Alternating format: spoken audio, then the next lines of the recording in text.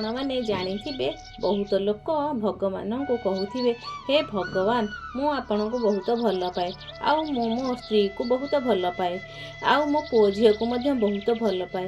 କିନ୍ତୁ ସତରେ ଏହି ଯେଉଁ ଶବ୍ଦ ପ୍ରୟୋଗ କରନ୍ତି ସେ ଲୋକଙ୍କୁ ପ୍ରକୃତରେ ଭଲ ପାଇବା କ'ଣ ଜଣା ନଥାଏ। ସତରେ ଭଲ ପାଇବା କ'ଣ, କାହାକୁ କୁହାଯାଏ, ଭଲ ପାଇବା କ'ଣ ବହୁତ କମ୍ ଲୋକ ଜାଣନ୍ତି। ଆଜିର ଯୁବପିଢ଼ି ଆକର୍ଷଣକୁ ଭଲ ପାଇବା କୁହନ୍ତି। ଆସନ୍ତୁ ଜାଣିବା ଭଲ ପାଇବା କ'ଣ। ଭଲ ପାଇବା ଏମିତି ଏକ ଜିନିଷ, କେଉଁଠି ବି କିଛି ବି ପରିସ୍ଥିତିରେ ସମାପ୍ତ ହୁଏ ନାହିଁ।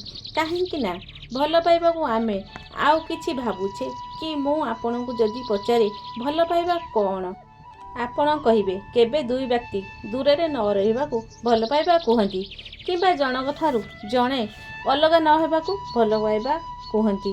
ଯଦି ହଁ, ତାହେଲେ ଉଦାହରଣ ମୁଁ ଗୋଟେ କହୁଛି।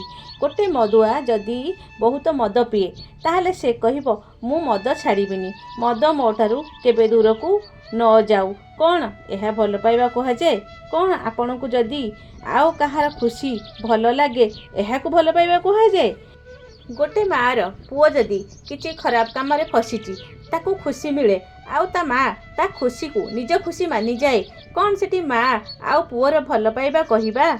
ଭଲ ପାଇବାରେ କିଛି ଦିଆନିଆ ହୁଏ ନାହିଁ। ଯେଉଁଠି କିଛି ବଦଳିବାରେ ଆଶା ଥାଏ, ସେଠାରେ ଯଥାର୍ଥ ପ୍ରେମ ହୁଏ ନାହିଁ। ସେଠାରେ ଏକ ପ୍ରକାର ଦୋକାନ ହୋଇଯାଏ।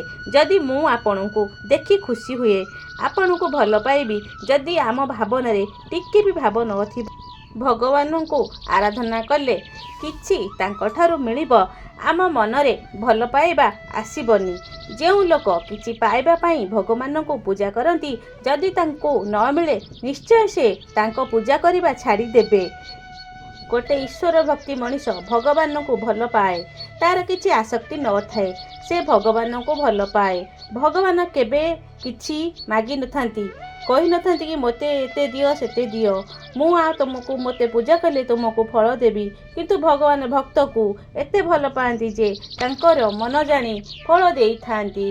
ଶୁଦ୍ଧ ଭଲ ପାଇବାରେ କିଛି ଲାଭର ଆଶା ରଖନ୍ତୁ ନାହିଁ। ଭଲ ପାଇବା କେବଳ ହିଁ ଭଲ ପାଇବା ହୋଇଥାଏ।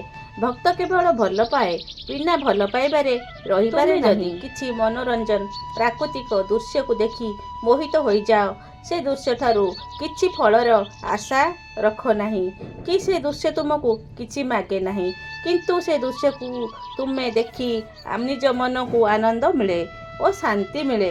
ଭଲ ପାଇବାରେ କିଛି ମାଗନି, ସବୁବେଳେ ଦେଇ ଚାଲ।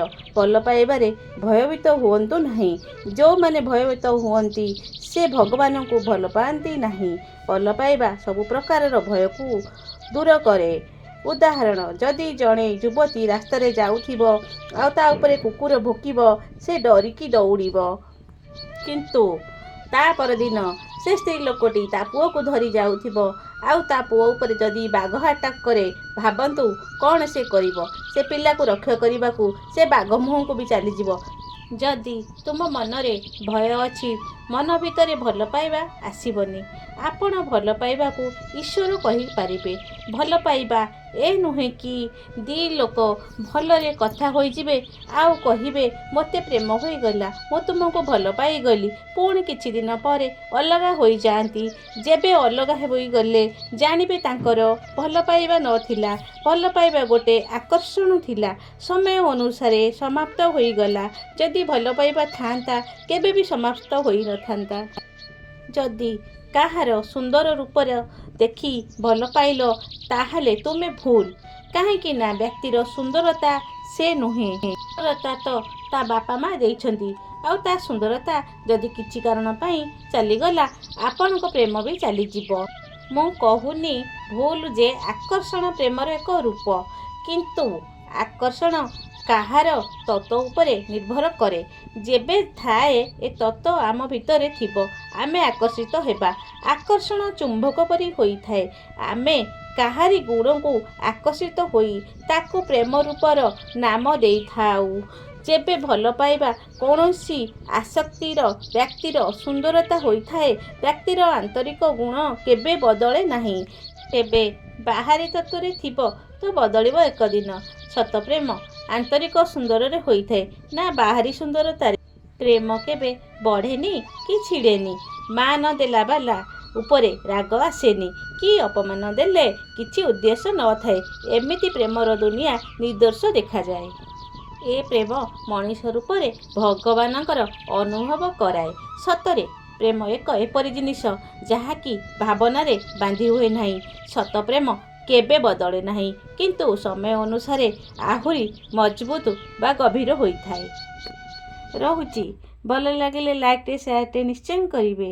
ରାଧେ କୃଷ୍ଣ, ରାଧେ କୃଷ୍ଣ, ରାଧେ।